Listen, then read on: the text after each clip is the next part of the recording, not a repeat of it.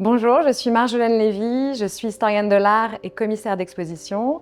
Et aujourd'hui, nous sommes à la galerie Wildcube, au cœur de la première exposition parisienne de l'artiste belge Léon Ouidar, qui réunit un ensemble d'œuvres exceptionnelles des années 60 et 70 et qui nous plonge dans cette abstraction fort singulière d'un artiste qui se définit lui-même comme un grand joueur.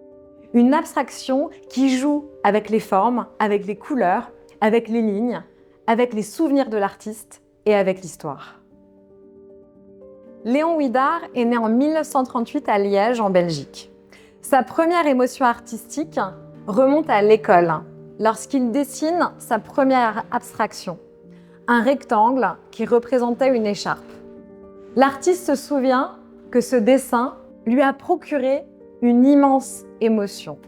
Cette émotion, il la conserve encore lorsqu'aujourd'hui, il dessine des rectangles.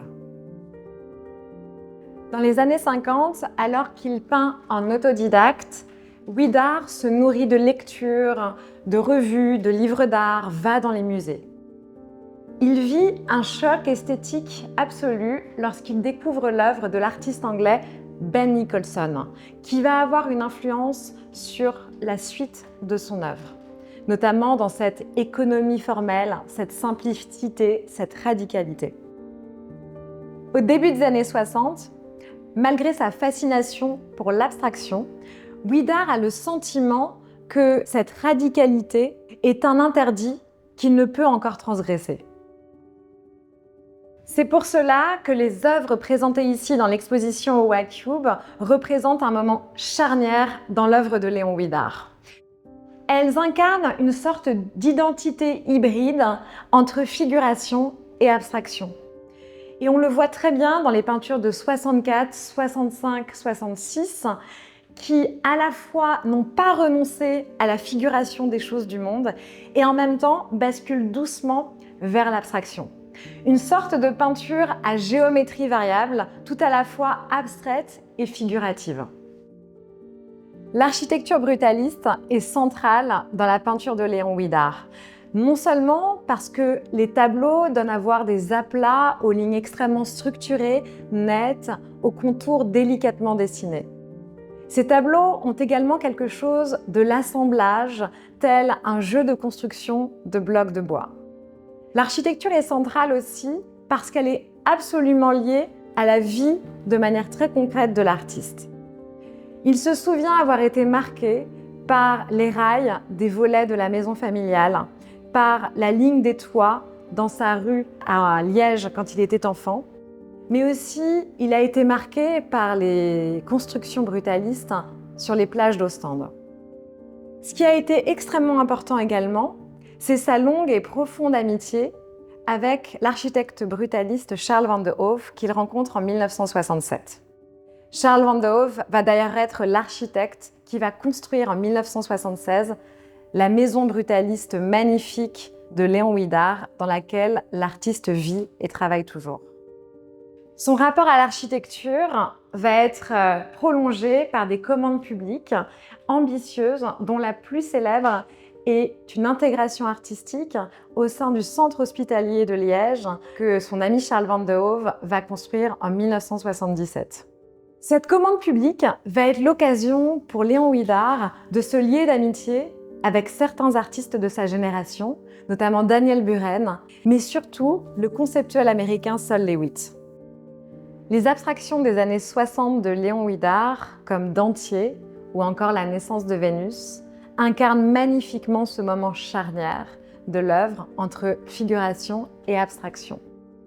Cette transition, elle se voit particulièrement dans l'œuvre intitulée Obstacle de 1967 et qui incarne presque un avant-après.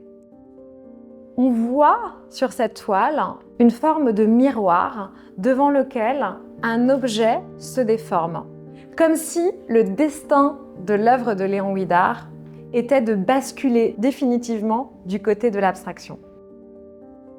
On retrouve des motifs récurrents dans l'œuvre des années 60, des motifs que Ouidar décline à la manière d'un alphabet visuel.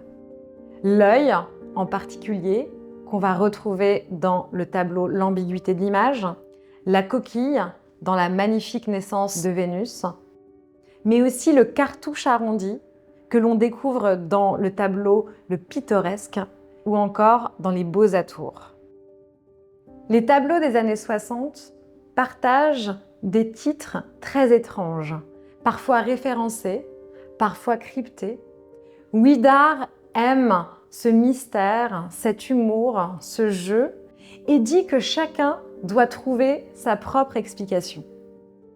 Ces tableaux partagent également une palette chromatique tout à fait intéressante, faite de couleurs minérales, de bleu, de gris, de brun, très inspirée des nuances de Morandi ou encore de Ben Nicholson. Léon Ouidar dit que peindre, c'est comme construire une maison. Une maison faite de lumière, de proportions et de silence.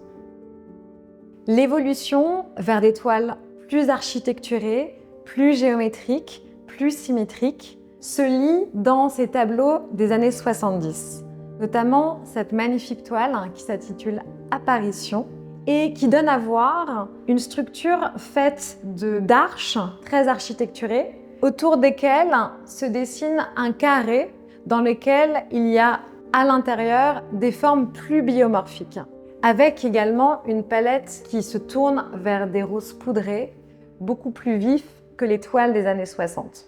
Cette obsession de l'architecture, elle se lit également dans L'Appel de la sirène, qui date à peu près de la même période, 70-71, avec ces mêmes arches. Cette structure et cette géométrie, on la retrouve aussi dans cette magnifique toile accessoire de 70 qui a été récemment acquise par le Centre Pompidou, ainsi que dans la toile intitulée Après l'orage, qui a enrichi en 2023 les collections publiques du FRAC Normandie.